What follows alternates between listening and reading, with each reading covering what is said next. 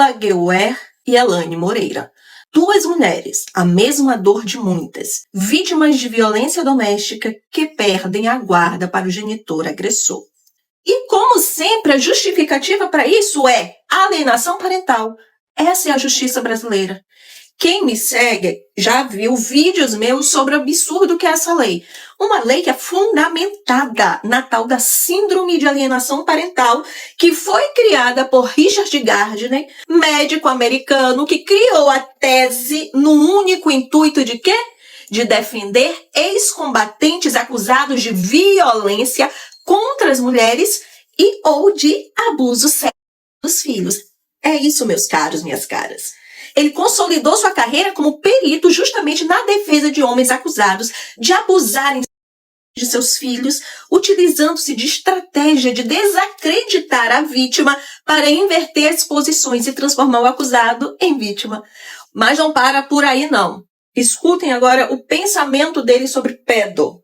Ele afirmava que a pedofilia e o abuso sexual de crianças era algo costumeiro na população, uma prática generalizada e aceita entre literalmente bilhões de pessoas.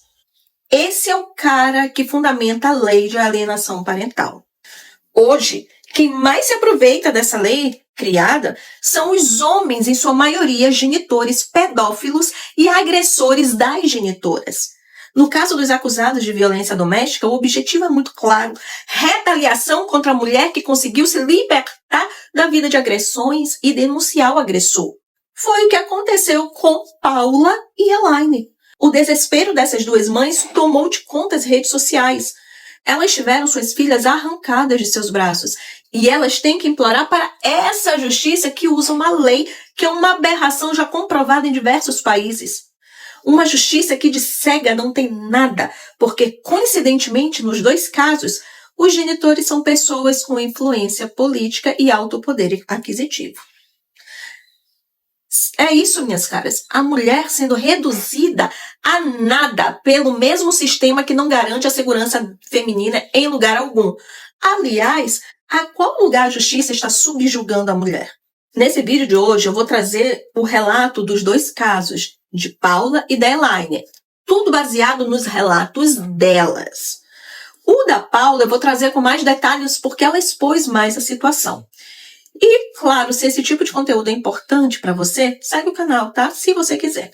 Agora vamos ao vídeo. A Paula Gueuer é uma engenheira e eletricista que sempre amou a profissão. Parte da família dela mora em Balsas, interior do Maranhão.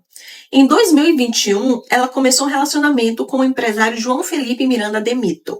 Nessa época, ela trabalhava já em São Paulo, na mesma empresa que ela trabalha até hoje. João, ele é filho de um ex-prefeito de Balsas. O relacionamento começou em plena época da pandemia. Ele conheceu uma Paula ativa, empregada, dona do próprio nariz. Mas pelos relatos dela, ele tornou a vida dela bem diferente disso tudo. Agora, vale lembrar aqui um ponto importante, é que como estava na pandemia, o trabalho dela passou a ser home office. Então, ela não ficava em São Paulo. Por conta disso, ela passou a conviver com ele praticamente full time. Eles logo casaram. O convívio com a família dela diminuiu muito a partir disso. Até porque ela teve que morar em Tocantins em função das atividades empresariais de João Felipe. Ela conta que ele passou a exercer controle extremo sobre a vida dela. Ela afirmou também que ele chegou a trocar o chip do celular dela, proibiu de frequentar a academia, de ter redes sociais, de procurar ajuda psicológica e até de usar batom e anticoncepcionais. Ele queria engravidar e ela não. Esse foi um terror psicológico para ela. Escutem o relato. Sumi de todo mundo, de todas as minhas amizades, sumi da minha família. Não podia mais fazer as coisas que eu gostava, eu não podia mais frequentar a academia, eu não podia mais usar uma leg, eu não podia passar um batom vermelho ou uma unha vermelha porque era coisa de rapariga. E aí foi acontecendo, me podando de todas as maneiras, né? Uma das coisas que foi feita foi mudar o chip do meu celular. Eu já, ganhei um número novo para poder compartilhar com apenas eu tivesse autorização. E não foi fácil. O meu relacionamento eu não queria engravidar no início, estava com 27 anos, tinha entrado numa empresa há pouco tempo, né? Queria carreira, queria construir casa, aquela coisa que a gente quer fazer antes de ter filho. Mas aí começou as pressões, porque eu tinha que ser mãe. Por que eu não queria ter filho? Porque eu não acreditava no relacionamento, porque eu não acreditava na família, porque eu não queria constituir família. Então começou essa pressão muito grande de eu ter que ter filhos.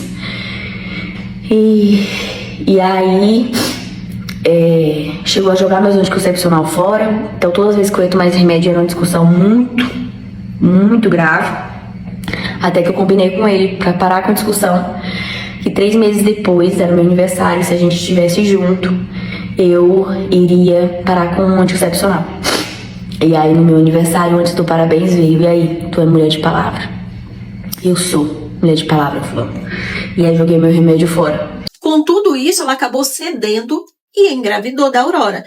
Nessa mesma época, a empresa que Paula trabalhava começou a funcionar no sistema híbrido, e por isso ela ia para São Paulo uma vez por mês para cumprir presencial. A filha nasceu no final de 2022 nos Estados Unidos, não foi no Brasil. O pai que impôs isso. E o mais bizarro é que ele impediu de qualquer profissional homem fizesse parte da equipe. E impôs que o parto dela seria normal a qualquer custo, porque ele queria ter 5 filhos. No dia do parto, Paula teve que esperar 15 horas para parir, porque a médica dela estava de plantão. E o obstetra disponível no hospital era um homem. O bebê já passando por sofrimento fetal. Depois que a Aurora nasceu, as coisas melhoraram? Não, pioraram. Paula não aguentou mais e terminou o casamento no final de março de 2023. Em abril de 2023, Paula registrou um boletim de ocorrência contra João. Mas, por medo de retaliação na época, ela pediu para que as autoridades não abrissem um inquérito policial. Mas as retaliações aumentaram. E, mais uma vez, Paula registrou outro boletim no Maranhão, que foi misteriosamente arquivado. A alternativa que ela encontrou na época foi registrar a ocorrência em outro local, no Tocantins. A denúncia do Ministério Público relata que João Felipe Miranda teria prejudicado e perturbado o pleno desenvolvimento de Paula, visando controlar suas ações, comportamentos e decisões, mediante ameaça, constrangimento, humilhação, manipulação, isolamento, chantagem, ridicularização e limitação do direito de ir e vir, caracterizando o crime imputado de violência doméstica. A primeira audiência desse caso, desse processo, deve acontecer agora, em abril de 2025. Mas, apesar disso tudo, Paula nunca restringiu o convívio de Aurora com o pai. Só que em dezembro de 2024, o grande golpe veio. Um juiz de Balsas decidiu conceder a guarda unilateral ao pai, restringindo o contato da mãe a chamadas telefônicas e visitas presenciais apenas nas férias escolares de julho. Como que ele conseguiu isso? A Paula conta que em 2024 ela passou a morar em São Paulo porque a empresa obrigou os funcionários a voltarem para o presencial e ela teve que fazer a mudança. Por conta disso, o genitor entrou com pedido de guarda unilateral, alegando alienação parental. Logo, a Paula, já falei que ela nunca impediu o convívio do pai com a filha. Mas o problema é que ela se libertou, fez um BO contra ele e foi morar fora de Balsas, que era onde ela estava antes, quando se separou. E Balsas é um ovo, todo mundo se conhece. E mesmo ele não morando lá, em Balsas, ele conseguia se sentir no controle ainda. E ela saiu de lá. Tem um diagnóstico psiquiátrico de um transtorno perigoso, uma personalidade nitidamente manipuladora. Agora, vale um detalhe aqui. Como é que ele conseguiu essa ordem judicial por Balsas? Ele nunca morou em Balsas. Mas depois que a Paula foi para São Paulo, ele se mudou para lá e entrou com pedido de guarda lá no Tribunal de Balsas. Por isso que Paula fez uma denúncia muito séria. Uma possível interferência política na decisão judicial. João Felipe, ele é filho de ex-prefeito de lá, o Jonas Demito. E a advogada dele é esposa do presidente do Tribunal de Justiça do Maranhão. Ela acredita que isso dá um peso enorme para os desembargadores e pode perder a filha para sempre. Por conta disso tudo, a alternativa que ela teve foi ir para as redes sociais. Uma forma de coibir atitudes inescrupulosas de um judiciário corrupto. Nós sabemos que não são todos, mas sabemos que existe. E ela fez tudo isso porque ela foi notificada sobre a perda da guarda. E isso aconteceu em dezembro agora de 2024. A resposta dela, o que ela fez em seguida foi entrar com um agravo em São Luís e conseguiu uma liminar suspendendo a decisão do juiz de Balsas. É aquela coisa, como eu falei, né? Há desembargadores e desembargadores, há juízes e juízes. Mas a decisão final foi a perda da guarda. Mesmo com toda a repercussão, no dia 19 de março, Paula fez um vídeo aos prantos informando que no sábado, dia 22 de março, eles iriam recolher a criança e levar para o Maranhão. Gente, saiu a decisão, gente. Inclusive, já mandaram mensagem que vão recolher a minha filha sábado, gente. Eu tô falando da minha filha, gente. Eu tô falando da minha filha de 2 anos. Eu não tô falando de uma roupa e um saco de batata, gente. Eu tô falando da minha filha. Vão buscar minha filha pra levar a morar no Maranhão. E tudo indica que foi o que aconteceu. Ela ainda não fez um novo vídeo contando se a menina foi retirada ou não. Dentro dessa situação toda, ela tem um medo ainda muito maior. Qual é esse medo? É que o genitor fuja com a Aurora para os Estados Unidos. Sim, como a Aurora tem um passaporte norte-americano, ela pode entrar nos Estados Unidos sem autorização do outro genitor. Mas e a família dele concorda com tudo isso? Parece que nem todos. Ouçam o áudio do tio do João Felipe. Meu nome é José Demito, sou tio, me solidarizo com todo o movimento que atualmente está em defesa da Aurora, da sua mãe Paula. Se meus pais estivessem vivos, iriam abominar essa ideia do João Felipe querer pegar a guarda da filha. Como advogado há 50 anos, eu fico indignado com uma decisão dessa. Uma decisão totalmente abusiva, e pode ser acusado de psicopata ou de distúrbio mental, pode ser acusado de qualquer coisa, mas ele sabe o que ele quer e sabe onde quer chegar desde o momento que nasceu a menina nos Estados Unidos para ter cidadania americana. É uma disputa que eu abomino, eu condeno, e eu tenho certeza que toda a minha família grandiosa, mais de 60 membros, não vão em nenhum momento, nenhum deles vão apoiar o João Felipe. Ainda bem que tem pessoas decentes, pessoas da família dele, que não é só ele, pelo que ele falou, né, que não concorda. Agora, resta esperar a decência da justiça do Maranhão.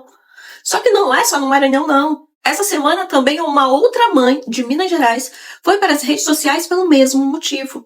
O que a justiça do Brasil quer fazer com as mulheres? Nesse caso agora foi a médica Elaine Moreira, mais uma vítima de violência doméstica que perdeu a guarda da filha de 3 anos para o genitor agressor. Uma juíza de Juiz de Fora, uma juíza mulher, deu a guarda de uma criança para um homem que agredia psicológica, verbal e fisicamente a esposa, inclusive na frente dos 3 filhos, mesmo sendo uma mulher com medida protetiva contra o agressor.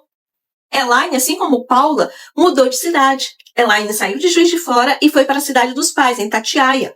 Ela foi em busca de uma vida mais tranquila e de rede de apoio. Só que a Elaine trabalha 3 dias em São Paulo. Ela fica os 3 dias em São Paulo e volta para casa.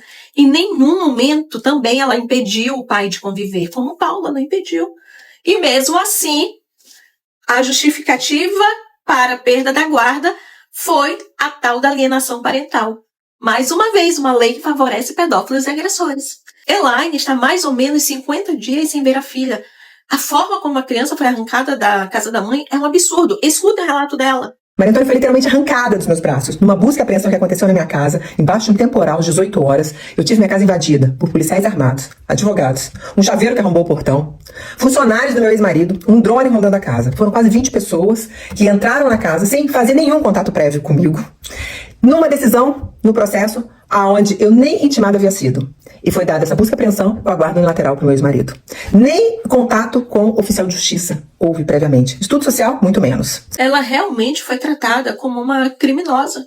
Ela que tem uma medida protetiva contra o agressor, o genitor. Realmente, isso tudo parece uma retaliação do genitor, porque Elaine teve coragem de denunciar a violência doméstica. Aliás, mais uma vez, isso é muito comum por conta dessa lei de alienação parental. Essa juíza lá, de Juiz de Fora, determinou que Elaine só podia ver a filha de 15 em 15 dias e na presença de pessoas de confiança do genitor. E agora, depois que ela foi para as redes sociais, Elaine está há 3 dias, 4 dias, sem notícias da filha.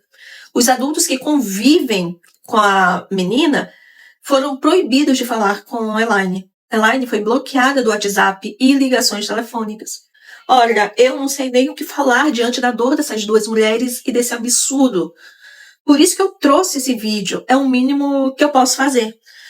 Esses dois casos, eles não podem cair no esquecimento agora. O judiciário tem que entender que a população não aceita mais os absurdos. Se você compartilha desse mesmo pensamento, segue o canal se você quiser. Eu vou deixar o vídeo sobre alienação parental para vocês tirarem as conclusões. Fiquem com Deus. Até o próximo vídeo.